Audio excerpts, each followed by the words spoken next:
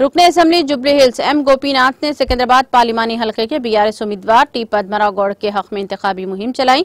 इस मौके पर बोराबंडा डिवीजन वाक़े बोराबंडा के साइड 1, साइड 2, पद्मानगर, भरतनगर बाजार में रोड शो का इनेकाद अमल में लाया, जिसमें रुकने असम्बली जुबली हिल्स एम गोपीनाथ ने हिस्सा लेते हुए अवाम से सिकंदराबाद हल्के पार्लिमान के बीआरएस उम्मीदवार को अपना कीमती वोट देकर इन्हें भारी अक्सरियत से कामयाब बनाने की अपील की।